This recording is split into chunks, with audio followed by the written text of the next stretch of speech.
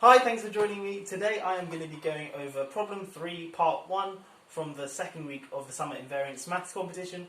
As always, there'll be a link in the description below with details of the competition. Anyway, let's get into the problem. We have n subsets of 1, 2, 3, all the way up to n, which I've labelled here E1, E2, all the way up to En, and each of them are non-empty.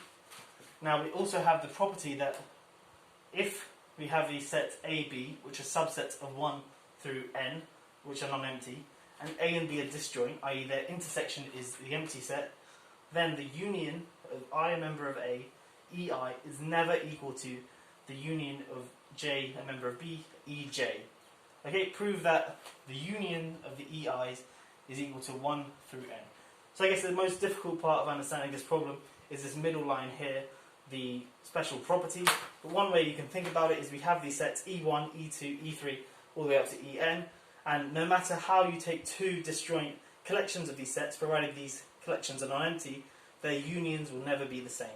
So that's what that middle property is saying, and we want to prove that the union of E1, E2, E3 equals 1 through n, or in other words, for any number in this set here, 1 through n, there's some set in this set of sets here, E1, E2, E3, En, which contains that number. So for example, 2 will be in this set here, hence we want to show that one of these sets, or at least one of these sets, contains the number 2.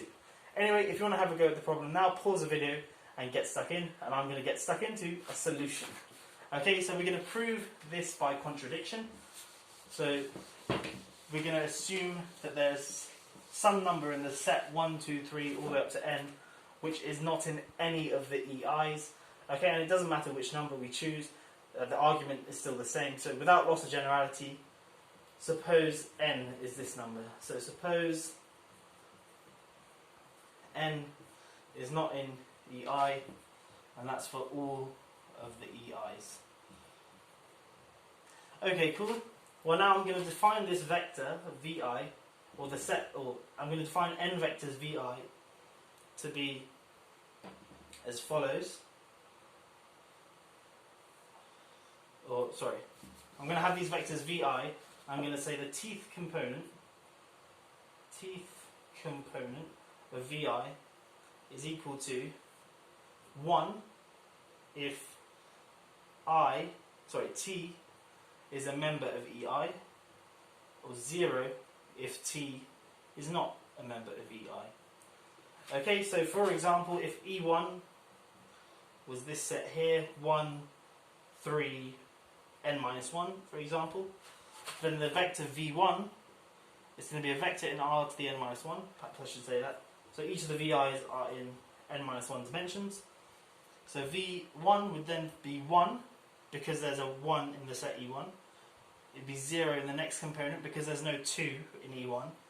It'd be 1 in the third component, because there's a 3 in E1. It'd be 0 in the fourth component, because there's no 4 in E1. And all of these would be 0 up until the last component, the n minus 1th component, and that would be 1 because there's an n minus 1 in E1. Okay, so that's just an example to sort of say how I'm defining these vectors here. But anyway, we've got these n vectors, V1, V2, all the way up to Vn, which are defined like this. And they're all in R to the n minus 1. Well, what do we know about n vectors in a space of dimension n minus 1? They must be linearly dependent. Okay, therefore, there exists alpha 1 all the way up to alpha n in the reals, and they're not all 0, such that alpha 1 V1, oh, my whiteboard's fallen, alpha 1 V1 plus alpha 2 V2 plus ... plus alpha n Vn equals 0. Okay, and this is sort of a basic linear algebra property. If you've got any vector space of dimension, say t, and then you've got some number of vectors greater than t in that space, they must be linearly dependent, which means you can find some non-zero constants, which, when you take the linear combination like so, it equals 0. Anyway, that's a linear algebra note. Let's continue with the problem. So we have these scalars a1 through an. Now, remember how we defined the VIs? Each of the components in VI are either 1 or 0. So we can think of each of the VIs as a non-negative vector. Obviously, that term doesn't really make sense, but what I mean by that is each of the components are non-negative. Okay, now because some of these alpha i's are not 0, then that means, so for example, say alpha 1 is not 0, then it must be either positive or negative.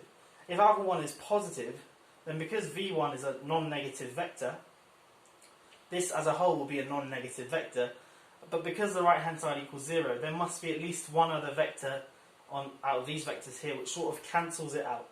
Okay, so there must be some alpha 2, alpha 3, one of these alphas here must be negative to cancel out the alpha 1. And also the same argument holds, if alpha 1 was negative, then one of these alpha i's must be positive to cancel it out. Okay, so what I'm going to do is I'm going to define this set A to be the set of I for which alpha I is positive. Okay, and by the argument I just said, we know that A is non-empty. And B I'm going to define very similarly. It's going to be the set of J for which alpha J is negative.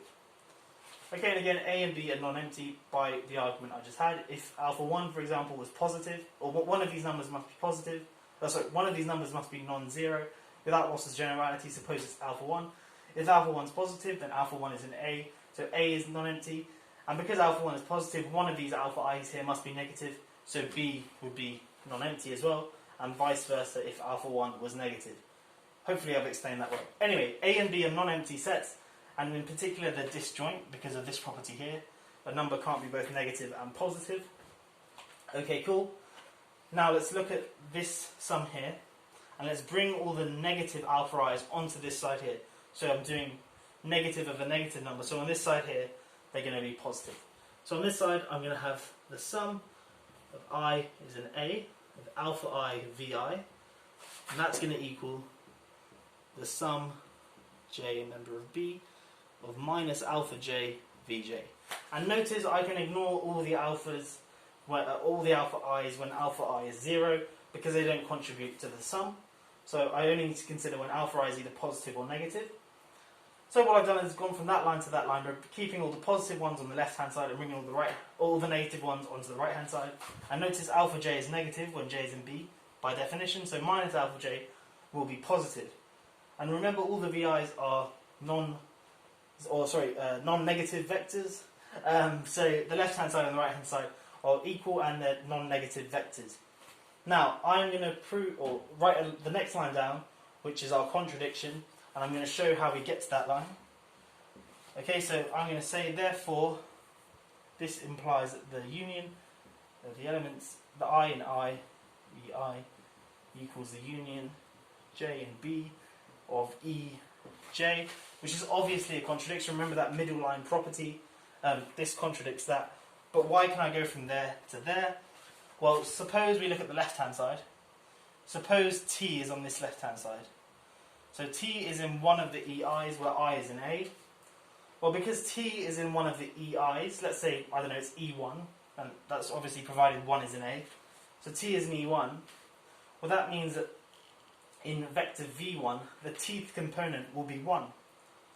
Okay, and if we look at this sum here, the Tth component of V1 is 1, and each of the alpha i's are positive, so we've got a positive number times a vector which is positive in the Tth component. So all in all, this vector here, and plus we're adding a bunch of non-negative vectors times some positive scalars, so this vector here will have a positive number in the Tth component.